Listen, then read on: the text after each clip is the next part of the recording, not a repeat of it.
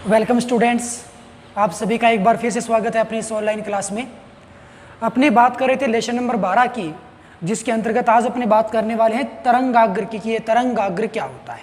तरंगाग्र को समझने से पहले हम इसके पीछे का थोड़ा बेसिक समझ लेते हैं कि सपोज दैट एक प्रकाश तरंग है, वो इस प्रकार से संचरित होती है। एक निश्चित डायरेक्शन में प्रकाश तरंग है, वो फ्लो कर रही है, संचरित हो रही है।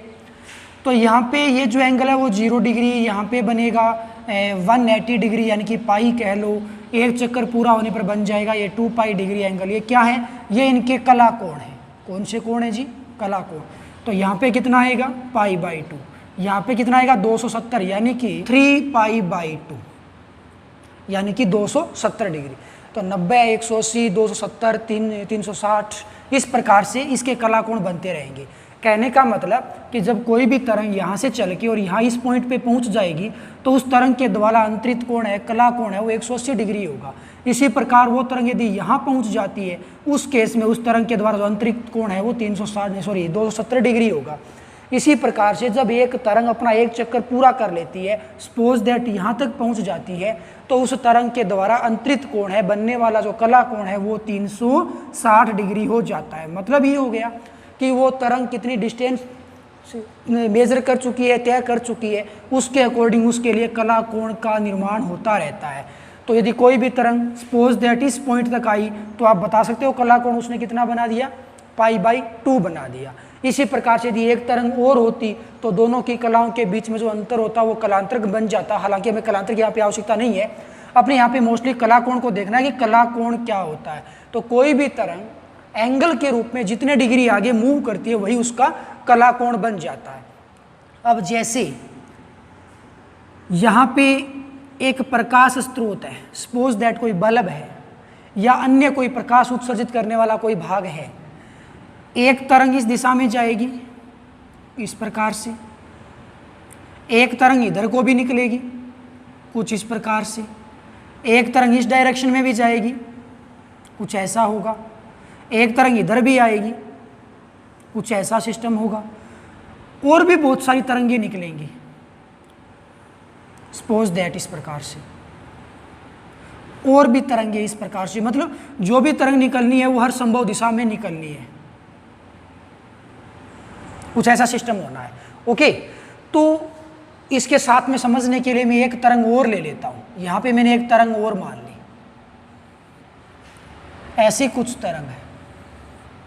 इन दो तरंग के लिए कोई आपको ये बोल दे कि समान कला के बिंदु बताइए।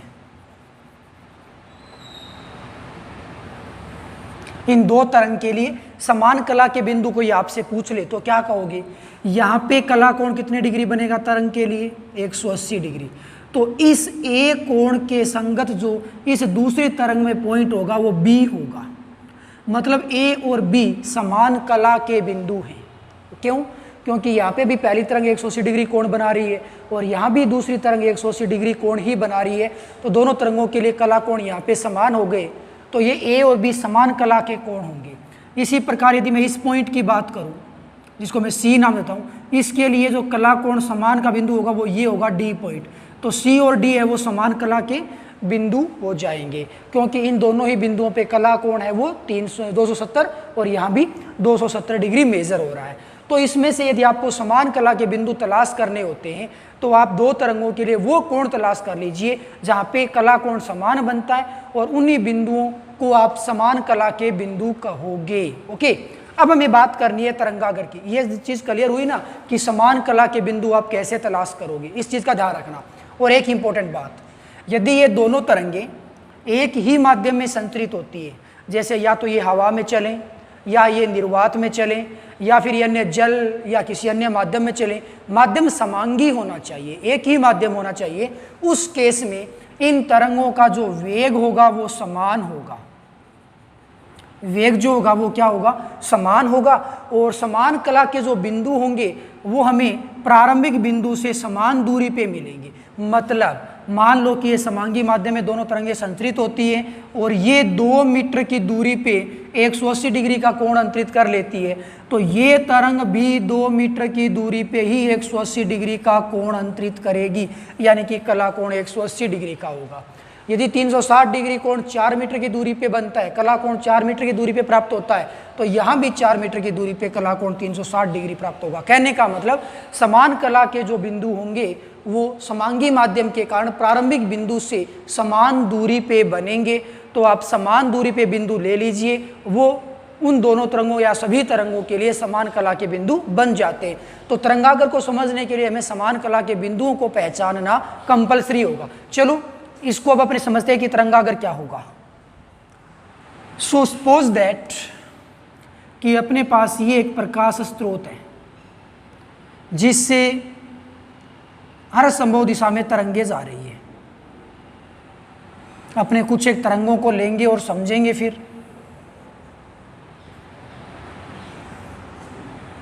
तो एक तरंग सपोज दैट इस प्रकार से मूव करती है, दूसरी तरंग इस प्रकार से मूव करती है, अन्य जो तरंग है वो इस प्रकार से मूव कर रही है, कुछ इस प्रकार से तरंगे मूव कर रही है।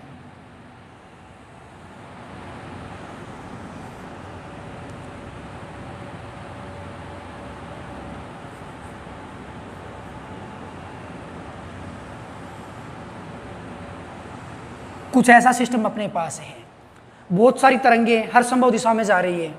इन तरंगों के लिए आप समान कला के बिंदु तलाश कीजिए। मतलब कि यदि मैं पहली तरंग की बात करूं, तरंगों को मैं एक बार के लिए नाम दे देता हूं समझने के लिए। कुल मिलाकर के अपने पास 8 तरंगे हैं। तो पहली तरंग पे मैंने 180 डिग्री का एक कला कोण ले लिया, तो 180 डिग्री दूसरी तरंग पे कहाँ मिलेगा? आधा चक्कर पूरा होने पर यहाँ मिलेगा। तीसरी तरंग के लिए 180 डिग्री कला कोण यहाँ होगा, चौथी तरंग पे यहाँ, पांचवी पे यहाँ, छठी पे यहाँ, लाइकवाइज सातवीं और आठवीं पे। मैंने क्या किया, समान कला कोण निकालने के लिए क्या किया कि जहाँ पे भी आधी तरंग कंप्लीट हो रही थी वहाँ पे 180 डिग्री का कला कोण बन रहा था, वो मैंने सारे बिंदु ले लिए। ऐसा भी आप कर सकते हो कि स्टार्टिंग पॉइंट है वो पॉइंट जहाँ पे प्रकाश स्रोत रखा हुआ है, उस प्रकाश स्रोत से सभी रेखाओं के ऊपर आप एक चाप बना दो। चाप समान दूरी पे होगा तो समान दूरी पे जो भी कला कोण बनेंगे सभी तरंगों के आपस में समान बनेंगे, क्योंकि ये जो माध्यम है वो समांगी माध्यम है। तो प्रकाश तरंगे एक समान वेग से चारों दिशाओं में गति करती रहेंगी। तो यहाँ पे ये मैंने कुछ कला कोण समान है उन बिंदुओं को ले लिया, यानी कि यहाँ पे हमने ये जो डॉट डॉट रिप्रेजेंट कर रखा है ये वे बिंदु हैं जिनका कला कोण आपस में इक्वल है। और यहाँ पे कला कोण है कितना? 180 डिग्री, यानी कि 180 डिग्री है। अब आप क्या करोगे, इन समान कला कोणों के बिंदुओं को आपस में मिला दो। मिलाने पर हमें एक पथ प्राप्त होगा, एक मार्ग प्राप्त होगा। इस मार्ग को ही तरंगाग्र कहते हैं। क्या कहते हैं? इस मार्ग को ही तरंगाग्र कहते हैं। तो तरंगाग्र की डेफिनेशन क्या बनेगी कि पहली बात तो ये तो हमने 8 तरंगे ही ली हैं समझने के लिए। हजारों तरंगे इस प्रकार से, जैसे बल्ब के चारों ओर सूर्य किस प्रकार से बल्ब के चारों ओर प्रकाश किस प्रकार से फैलता है, ठीक उसी प्रकार से हर संभव दिशा में तरंगे हैं वो संचरित होने वाली है। तो हमने इसको समझने के लिए केवल 8 तरंगे लिए। तो यहाँ पे ये जितने भी आपको डैश डैश नजर आ रहे हैं, आप मान सकते हो कि प्रत्येक पॉइंट समान कला का पॉइंट है। मतलब प्रत्येक बिंदु पे समान कलाएं हैं, 180 डिग्री की कलाएं हैं। वो कला कितने डिग्री भी हो सकती है, अपने एग्जाम्पल के तौर पे यहाँ पे 180 डिग्री है। तो ये समान कलाओं का जो बिंदुपथ हमें प्राप्त हुआ, उस बिंदुपथ को हम क्या कहते हैं? तरंगाग्र कहते हैं। अब इसकी डेफिनेशन क्या बनेगी कि समान कला में कंपनशील, मतलब समान कला में कंपन करने वाले, समान कला में कंपनशील जो बिंदु हैं उन बिंदुओं के बिंदुपथ को ही तरंगाग्र कहते हैं। समान कला में कंपनशील बिंदुओं के बिंदुपथ को ही तरंगाग्र कहते हैं। अब जैसे आप अन्य तरंगाग्र का भी निर्माण कर सकते हो। थोड़ा सा मैं बेसिक तौर पे सिंपली शब्दों में बता दूं कि ये एक तरंग इस प्रकार से गई, ये दूसरी तरंग, ये तीसरी तरंग और ये चौथी तरंग। तो यहाँ पे ये जो पॉइंट हैं वो 180 डिग्री कला कोण के, इनको आपस में मिला दो तो ये क्या बनेगा? तरंगाग्र बनेगा। एक साथ और भी तरंगाग्र बन सकते हैं। जैसे आप ये पॉइंट ले लो 90 डिग्री का, तो प्रत्येक तरंग में आप 90 डिग्री का एक पॉइंट ले लो, इनको आपस में मिला दो, ये भी तरंगाग्र ही है। 180 डिग्री के पॉइंट ले लो, इनको आपस में मिला दो, ये तरंगाग्र ये भी तरंगाग्र, ये एक प्रकार से कहने का मतलब एक साथ अनेक तरंगाग्र का निर्माण हो सकता है। लेकिन तरंगाग्र की डेफिनेशन क्या बनेगी कि समान कला में कंपनशील, कंपन करने वाले समान कला में कंपनशील बिंदुओं के बिंदु पथ को ही तरंगाग्र कहते हैं। तरंगाग्र मोस्टली 3 प्रकार के होते हैं। चलो भाई, तरंगाग्र के 3 टाइप कौन कौन से होंगे? पहला होगा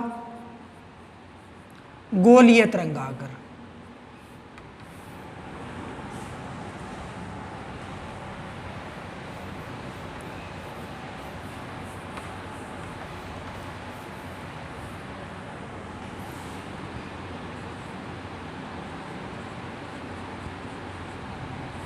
दूसरा होगा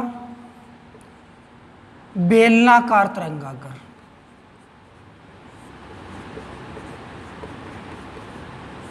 और तीसरा होगा समतल तरंगाग्र। बारी बारी से अपने तीनों तरंगाग्र का अध्ययन करेंगे। गोलीय तरंगाग्र क्या होता है? इसके नाम से ही हमें इसकी डेफिनेशन पता चलेगी कि ऐसा तरंगाग्र जो गोलाकार आकृति का हो गोलीय तरंगाग्र कहलाता है, ऐसा तरंगाग्र जो बेलनाकार आकृति का हो बेलनाकार तरंगाग्र कहलाता है, और ऐसा तरंगाग्र जो समतलाकृति का हो समतलाकार तरंगाग्र कहलाता है। ओके, लेकिन इंपॉर्टेंट बात ये नहीं है कि ये तरंगाग्र की परिभाषा क्या है, इंपॉर्टेंट बात ये होगी कि ये तरंगाग्र बनते कैसे, इसका निर्माण कब और कैसे होता है। तो गोलीय तरंगाग्र का निर्माण किससे होगा? गोलीय तरंगाग्र का निर्माण बिंदुवत प्रकाश स्रोत से होता है। बिंदुवत प्रकाश स्रोत से होता है। मतलब क्या हो गया कि हमने थोड़ी देर पहले एक प्रकाश स्रोत लिया था, बिल्कुल बिंदुवत था कुछ इस प्रकार से, और उस प्रकाश स्रोत के लिए आपने ये समझा था कि इस प्रकार की एक संरचना प्राप्त हुई थी, या यूं कह लो थोड़ा मॉडिफाई करके लें, कलाकोण बड़ा ले लें तो इस प्रकार की संरचना बन जाएगी। तो ये जो तरंगाग्र होता है वो कौन सा तरंगाग्र होता है? वो गोलीय तरंगाग्र होता है। यहाँ पे 2 डायमेंशनल पृष्ठ है अपने पास, बोर्ड जो है, इसलिए ये हमें वृत्ताकार नजर आ रहा है, लेकिन ये एक्चुअल में वृत्ताकार नहीं होता, ये गोलाकार जैसे कि फुटबॉल आकृति का होता है। अब फुटबॉल के बीच में आप एक चमकता हुआ पदार्थ रख दो तो उसका जो भी प्रकाश होगा वो फुटबॉल के पृष्ठ के प्रत्येक भाग से निकलेगा, यानी कि जो भी प्रकाश होगा वो उस चमकते हुए भाग के, या बल्ब समझ लो, बल्ब से चारों दिशाओं में फैलेगा, और चारों दिशाओं में फैलने के कारण एक गोलाकार पृष्ठ का निर्माण होगा जैसा कि फुटबॉल है। सिंपल शब्दों में ये कह दूं कि यदि हम फुटबॉल के केंद्र पर एक प्रकाश स्रोत रख दे जगमगाता हुआ, तो फुटबॉल का जो पृष्ठ है, कंप्लीट जो बाहरी आवरण है, वो एक प्रकार से गोलीय तरंगाग्र ही होगा। ओके, इंपॉर्टेंट बात, पहली बात तो ये, यहाँ पे 2 इंपॉर्टेंट बातें होंगी। पहली बात तो ये कि चलो डेफिनेशन तो पूछी जाती है, एग्जाम में पूछी जाती है, लेकिन मोस्टली ये बोला जाता है कि इन तरंगाग्र का निर्माण कैसे होता है। तो बात कर लें गोलीय तरंगाग्र का निर्माण कैसे होता है, तो गोलीय तरंगाग्र बनेगा किसके कारण है? बिंदुवत प्रकाश स्रोत के कारण। एंड इससे भी ज़्यादा इंपॉर्टेंट बात ये है कि यदि मैं यहाँ पे, चलो ये मेरे पास एक तरंगाग्र था, इसके लिए मैं प्रकाश स्रोत की दिशा, प्रकाश स्रोत से उत्सर्जित प्रकाश की डायरेक्शन को देखूं तो प्रकाश इस दिशा में जाएगा, इधर जाएगा, इस प्रकार से प्रकाश उत्सर्जित होना है, यानी कि प्रकाश हर संभव दिशा में जाना है। तो आप गौर से देख पाओगे कि जो प्रकाश संचरण की दिशा है वो तरंगाग्र के पृष्ठ के लंबवत है। तरंगाग्र का पृष्ठ, इस पॉइंट में बात करूं ना तो तरंगाग्र का पृष्ठ इस प्रकार का है, बिंदुवत पॉइंट की बात कर रहा हूं मैं, तरंगाग्र का पृष्ठ इस प्रकार का है। तो ये जो प्रकाश तरंग है वो इस प्रकार आ रही है, यानी कि पृष्ठ के लंबवत आ रही है।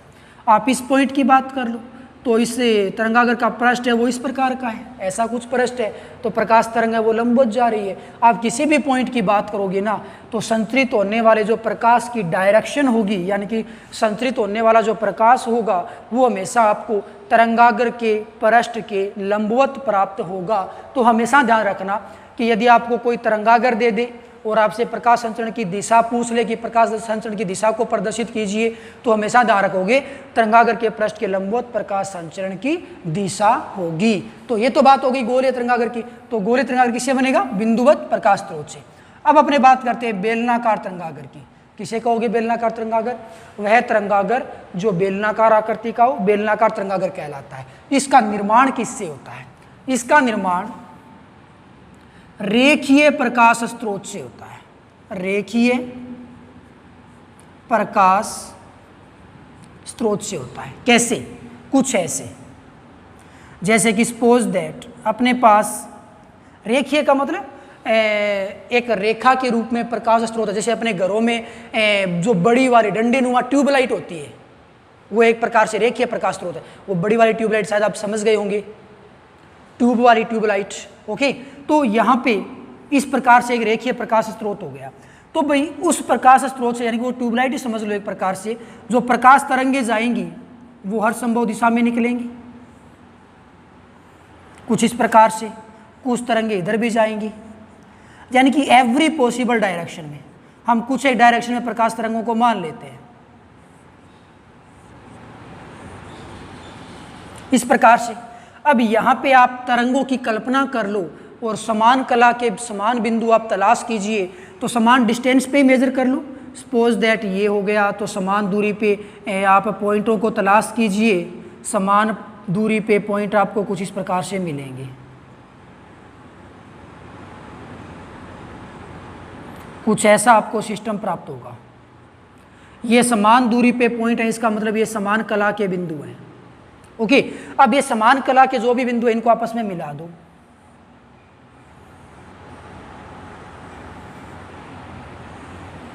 तो बता सकते हो तरंगागर कैसा बना? बेलनाकार। कैसा बना? बेलनाकार तरंगागर बना। तो बेलनाकार तरंगागर किससे मिलेगा हमें? रेखीय प्रकाश स्रोत से। और यहाँ भी आप एक चीज़ क्लियर देख सकते हो कि जो भी प्रकाश संचरण की दिशा, ये जो तीर की डायरेक्शन आपको नजर आ रही है ना, वो सारी की सारी प्रकाश संचरण की दिशाएं हैं। तो प्रकाश संचरण की दिशा प्रत्येक बिंदु पर तरंगागर के पृष्ठ के लंबवत आपको नजर आएगी। तो इसका मतलब ये हो गया कि यहाँ भी जो प्रकाश संचरण की दिशा है वो तरंगागर के पृष्ठ के लंबवत प्राप्त होती है। और बेलनाकार तरंगागर हमेशा किससे प्राप्त होता है? रेखीय प्रकाश स्रोत से ही प्राप्त होता है। अब तीसरा अपने पास नंबर आता है समतल तरंगागर का, कि ये समतल तरंगागर किसे कहते हैं? वह तरंगागर जो समतलाकार आकृति का हो, समतल तरंगागर कहलाता है। समतलाकार तरंगागर कब बनेगा? समतलाकार तरंगागर समांतर प्रकाश तरंगों के द्वारा बनता है। किसके द्वारा? समांतर प्रकाश तरंगों के द्वारा। लेकिन प्रकाश स्रोत कैसा होना चाहिए? प्रकाश स्रोत कोई सा भी हो सकता है। वो बिंदुवत हो सकता है, वो रेखीय हो सकता है। लेकिन बिंदुवत और रेखीय प्रकाश स्रोत से समांतर तरंगे कब प्राप्त होंगी? जब प्रकाश तरंगे इनसे निकलने के पश्चात अनंत पे जाएंगी। तो अनंत पे जाने वाली प्रकाश तरंगे हमेशा एक दूसरे के समांतर मानी जाती हैं। अतः समतल तरंगागर का निर्माण अनंत पे होगा और वो प्रकाश तरंगे बिंदुवत या रेखीय प्रकाश स्रोत से निकलनी चाहिए। अनंत पे ही क्यों होगा? क्योंकि समांतर तरंगे अनंत के अलावा हमें कहीं भी नहीं मिलती है। तो अनंत पे जाने वाली प्रकाश तरंगे या अनंत से आने वाली प्रकाश तरंगे हमेशा एक दूसरे के समांतर मानी जाती हैं। तो फिर समतल तरंगागर बनेगा कैसे? सपोज दैट ये प्रकाश तरंगे हैं, संचरित हो रही है कुछ इस प्रकार से और एक दूसरे के समांतर हैं। तो यहाँ पे जो समतल तरंगागर बनेगा, समान कला के बिंदुओं को आप तलाश कर लो। इस प्रकार से ये तरंगागर जो होगा वो किस प्रकार का तरंगागर होगा? ये होगा समतल तरंगागर। ओके, ये ब्लैक बोर्ड, सॉरी ये तो व्हाइट बोर्ड है, ये जो व्हाइट बोर्ड है, ये व्हाइट बोर्ड एक प्रकार से तरंगागर है। कैसे? कि मान लो दूसरे किसी रूम से एक दूसरे के समांतर प्रकाश किरणें आ रही है और एक पॉइंट यहाँ पे प्रकाश तरंग यहाँ से गुजर रही है, एक प्रकाश तरंग यहाँ से गुजर रही है, इसी प्रकार से दो तरंगे यहाँ से गुजर रही है। कहने का मतलब ये जो हजारों तरंगे इस प्रकार से गुजर रही है वो एक दूसरे के समांतर हैं। तो यदि जहाँ से भी प्रकाश तरंगे चली थी वहाँ से जब आप दूरी मेजर करोगे ना, तो इन सारे पॉइंटों की दूरी उस स्टार्टिंग पॉइंट से इक्वल प्राप्त होगी। मतलब कि मान लो ये व्हाइट बोर्ड यहाँ पे है, प्रकाश तरंगे यहाँ से चली थी, तो यहाँ से जब आप दूरी मापोगे ना, तो यहाँ प्रत्येक पॉइंट की डिस्टेंस इस पॉइंट से या इस बिंदु से आपको इक्वल नजर आएगी। सारे पॉइंटों की, इस बोर्ड के ऊपर जितने भी पॉइंट आपको नजर आएंगे वो सारे के सारे पॉइंट इस स्टार्टिंग पॉइंट से समान दूरी पे होंगे। अतः ये जो बोर्ड होगा यानी कि ये जो पृष्ठ होगा वो एक प्रकार से समतल तरंगागर बनेगा। तो समतल तरंगागर हमेशा अनंत पे बनता है, लेकिन बिंदुवत या रेखीय प्रकाश स्रोत से बनता है। तो आप इसके बारे में क्या कहोगे कि बिंदुवत या रेखीय प्रकाश स्रोत से अनंत दूरी पर समतल तरंगागर का निर्माण होता है। तो तीनों ही तरंगागर किस प्रकार बनते हैं उसको आप ध्यान में रखोगे। सो आज के लिए बस इतना ही, कल लौटेंगे एक नए टॉपिक के साथ। तब तक के लिए बाय, थैंक यू।